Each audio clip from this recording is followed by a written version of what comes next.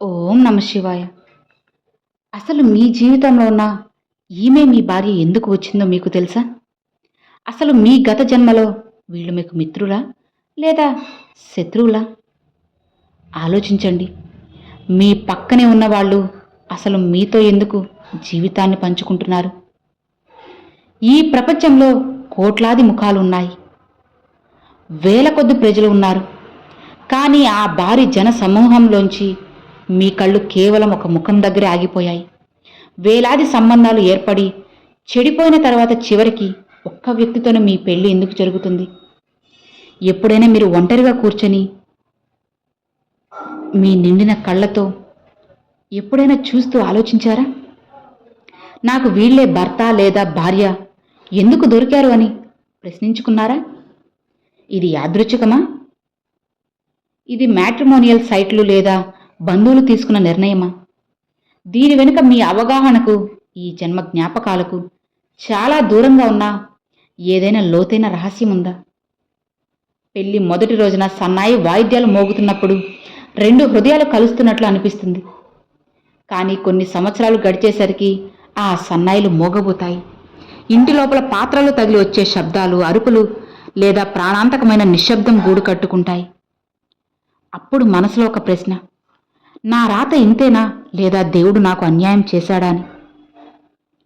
కానీ మన పురాణాలు, మన అలానే కర్మల అచంచల సిద్ధాంతం ఏం చెబుతున్నాయంటే, ఈ విశ్వంలో ఒక ఆకు కూడా కారణం లేకుండా కదలదు. అలాంటప్పుడు మీ సుఖ దుఃఖాలకు అతి పెద్ద కారణమైన మీ జీవిత భాగస్వామి కారణం లేకుండా మీ జీవితంలోకి ఎలా రాగలరో చెప్పు. మీ వైవాహిక జీవితంపై ఉన్న ఆ తెరను తొలగిద్దాం. ఈరోజు మీకు తెలుస్తుంది మీరు ఎవరితో కలిసి ఉంటున్నారు, ఎవరితో కలిసి భోజనం చేస్తున్నారు. అసలు ఈ వ్యక్తి ఎవరు? వాళ్ళు మీ గత జన్మ ప్రేమికులా లేదా స్నేహితులా? పాత లెక్కలను సరిచేసుకోవడానికి మీ భార్య లేదా భర్త రూపంలో మీ ఇంట్లో కూర్చున్న గత జన్మ శత్రువా? ఇది మీకు వినడానికి కాస్త చేదుగా, భయంగా, బాధగా అనిపించినా సరే వినాల్సిందే. ఎందుకంటే సత్యం ఎప్పుడు తీయగా ఉండదు కదా. జీవాత్మ అనేది కొత్త శరీరాన్ని ధరించినప్పుడు అది తనతో పాటు ఏమీ తీసుకురాదు. ధనం, బట్టలు, హోదా ఏవీ రావు. కానీ అది తనతో పాటు ఒక అదృశ్య మూటను తెచ్చుకుంటుంది. దాన్నే రుణానుబంధం అంటారు. రుణం అంటే అప్పు మరియు అనుబంధం అంటే బంధం. ఇది గత జన్మలలో లావాదేవీల రూపంలో, భావోద్వేగాల రూపంలో లేదా ప్రతీకార రూపంలో అసంపూర్ణంగా ఉండిపోయిన అప్పు. ప్రకృతి నిర్ణయం ఏమిటి అంటే అప్పును తీర్చాల్సింది. మీరు బ్యాంక్ అప్పు తీసుకొని పారిపోవచ్చు, స్నేహితుల డబ్బు తీసుకొని వెళ్ళిపోవచ్చు.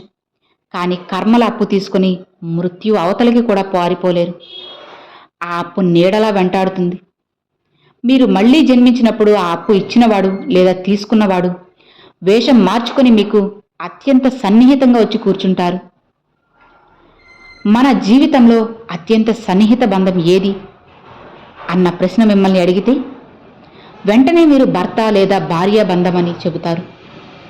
ఎందుకంటే ఈ బంధంలోనే ఇద్దరు వ్యక్తులు ఒకే కప్పు కింద, ఒకే గదిలో తమ జీవితంలో అతి సుదీర్ఘ సమయాన్ని గడుపుతారు.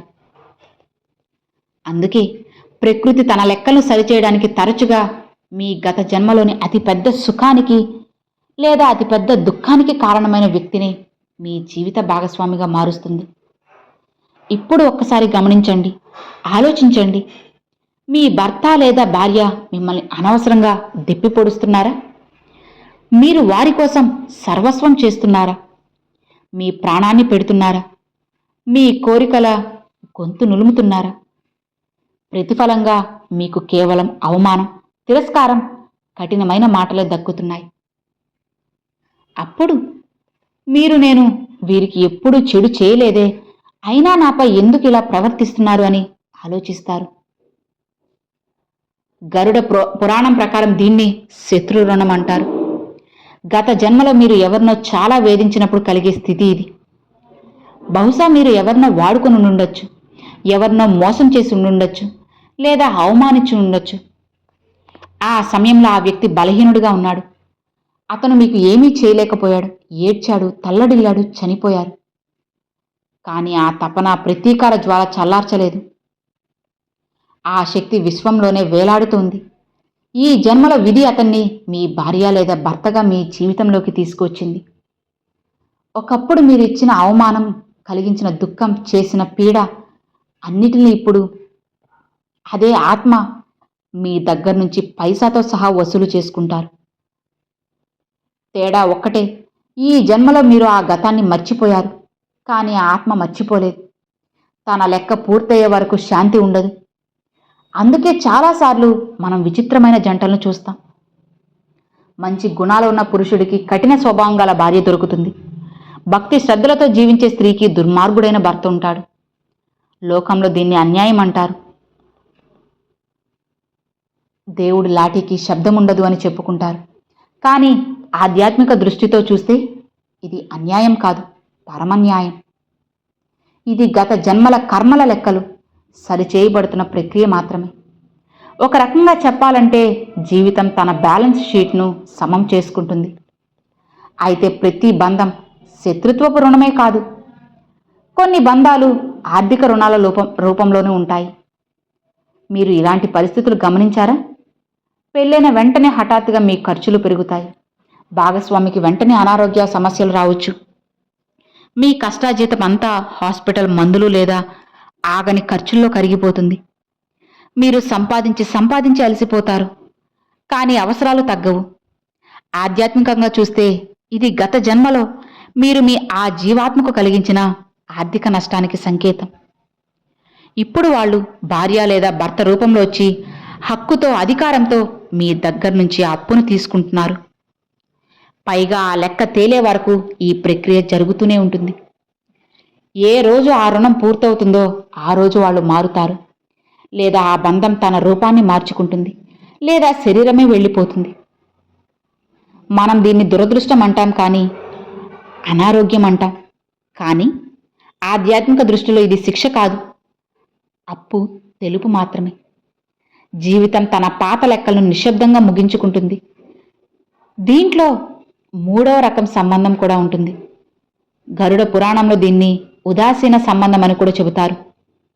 ఇలాంటి వివాహాల్లో ఎక్కువగా ప్రేమ అనేది ఉండదు, తీవ్రమైన ద్వేషము ఉండదు. జీవితం అలా నడిచిపోతుంది. భర్త తమ పనుల్లో మునిగిపోతాడు, భార్య తన బాధ్యతల్లో నిమగ్నమవుతుంది. ఒకే ఇంట్లో ఉంటారు, కానీ ఇద్దరు అపరిచితుల్లా ఉంటారు. మాటలు తగ్గుతాయి, స్పర్శ మాయమవుతుంది, భావోద్వేగ బంధం క్రమంగా శూన్యంగా మారుతుంది. ఆధ్యాత్మిక దృష్టిలో దీనికి కారణం ఏంటి అంటే, గత జన్మలో ఆ ఆత్మతో మీకు గాఢమైన లావాదేవీ లేకపోవడం. శత్రుత్వం లేదు, గొప్ప ప్రేమ లేదు.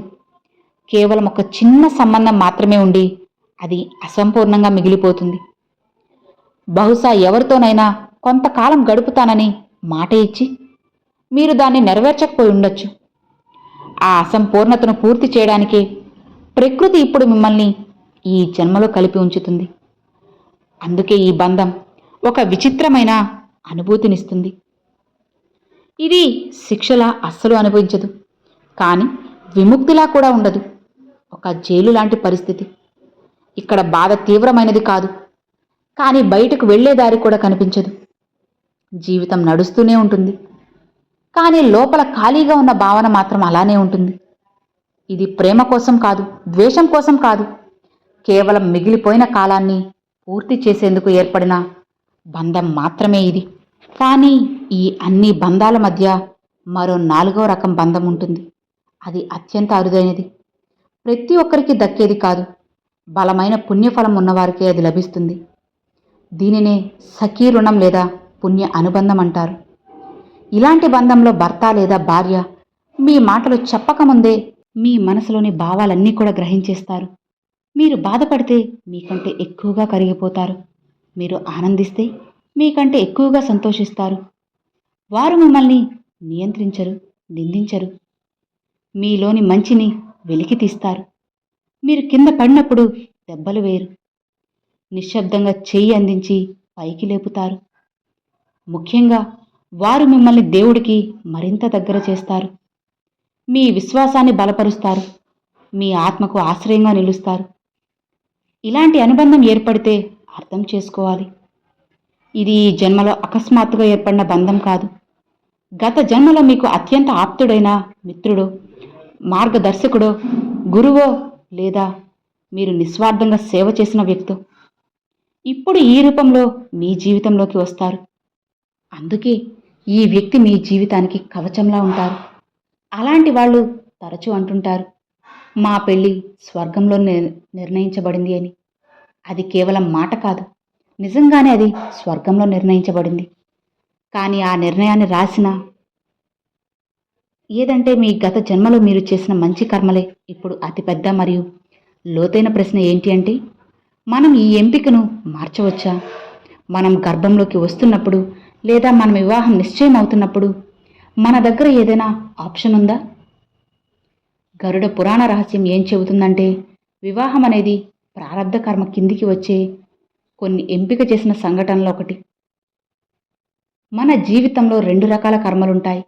ఒకటి క్రియమాన, అది మనం ఇప్పుడు చేస్తున్నది. రెండవది ప్రారబ్ధ, ఇది ఇప్పటికే ఫిక్స్ అయిపోయింది, దీన్ని మార్చలే. తల్లిదండ్రులు మరణ సమయం మరియు జీవిత భాగస్వామి, ఈ 3 ఆత్మ జన్మించడానికి ముందే ఎంచుకుంటుంది లేదా దాని కర్మల బట్టి అప్పగించబడతాయి.